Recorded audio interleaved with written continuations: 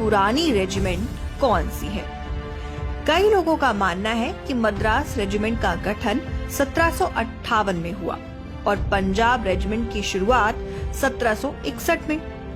Indian army ने officially ऐसी कोई जानकारी उपलब्ध नहीं कराई है जिससे सबसे पुरानी रेजिमेंट का पता चलता हो। पर यहाँ गौर करने वाली बात ये है कि ऑफिशियल डेट के हिसाब से मराठा रेजिमेंट का गठन 1768 में हुआ था।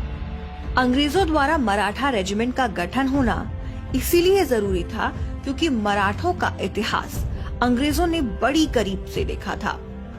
मराठे संख्या बल में भले ही कम थे, पर छापेमार युद्ध नीति, सर्जिकल स्ट्राइक, समय से पहले पहुंचकर दुश्मन को रास्ते में ही परास्त कर देना और नैसर्गिक उत्पादों का उपयोग युद्ध में करना, इन सब नीतियों से मराठा साम्राज्य को बनते हुए अंग्रेजों ने खुली आंखों से देखा था और इसीलिए मराठा रेजिमेंट का गठन किया। शुरुआती तौर पर उन्हें बॉम्बे सीपोई के नाम से जाना जाता था। और सबसे बड़ी बात ये है कि खुद अंग्रेज भी मानते थे कि जब से मराठा रेजिमेंट की शुरुआत हुई है तब से लेकर दूसरे विश्व युद्ध तक ब्रिटिश आर्मी का पलड़ा भारी रहा था। 17 से लेकर 18वीं सदी तक स्थानीय युद्ध में मराठा रेजिमेंट की बटालियन को ही भेजा जाता था। उनकी बहादुरी देख अंग्रेजों ने अफगान, चाइना, अफ्रीका और यूरोप में भी उन्हें भेजना शुरू कर दिया। पहले और दूसरे विश्व युद्ध में मराठा रेजिमेंट का शौर्य देखकर खुद अंग्रेज भी चौंक गए थे। और आपको ये जानकर आश्चर्य होगा कि दूसरे विश्व युद्ध के बाद अंग्रेजों की ताकत कम होने लगी।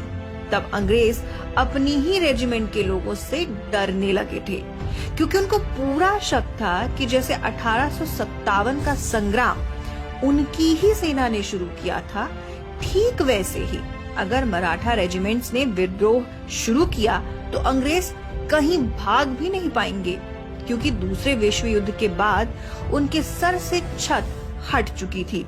और वहीं गांधी जी के असहयोग आंदोलन से ब्रिटिश साम्राज्य टूटने लगा था।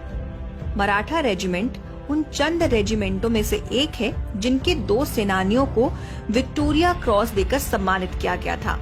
आपको बता दें कि विक्टोरिया क्रॉस ब्रिटेन का सबसे बड़ा नागरिक और सैन्य सम्मान है। 1945 में जिन्हें ये सम्मान दिया गया था उनका नाम था नामदेव जाधव और यशवंत घाटगे।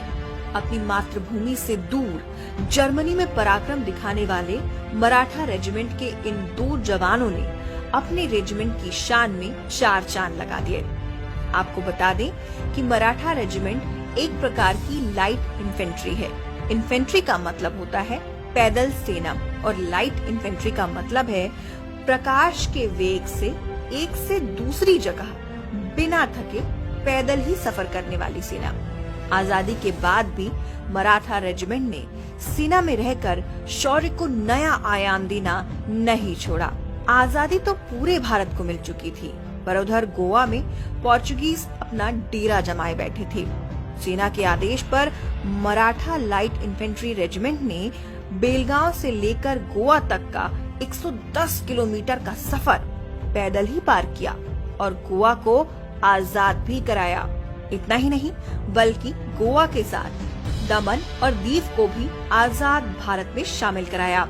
1758 में जिन मराठाओं ने सीमा के पार अटक में झंडा गड़ाया था, वही पराक्रम 1965 के भारत पाकिस्तान युद्ध में एक बार और देखने को मिला।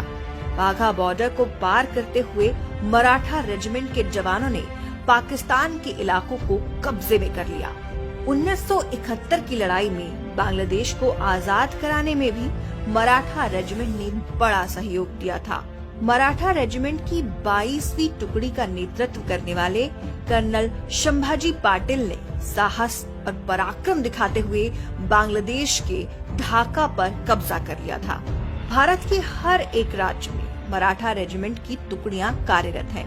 पैराशूट रेजिमेंट के साथ ही यूएन की शांति सेना में भी मराठा रेजिमेंट कार्यरत है। 2008 के मुंबई अटैक के आतंकियों को मौत के घाट उतारने के लिए जो फोर्सेस हेलीकॉप्टर से भेजी गई थी, उनमें भी मराठा रेजिमेंट का जवान शामिल था।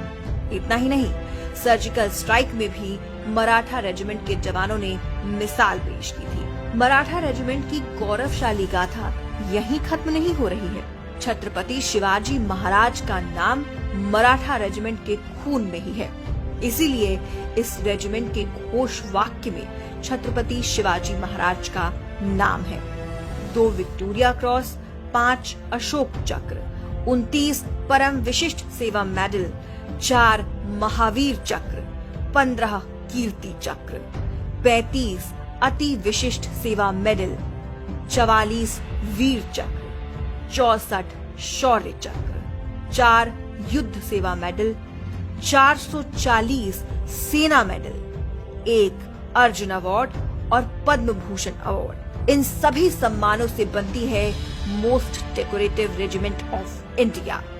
ड्यूटी, ऑनर और करेज से भरी मराठा रेजिमेंट को द हिस्ट्री टीवी शत शत नमन करता है।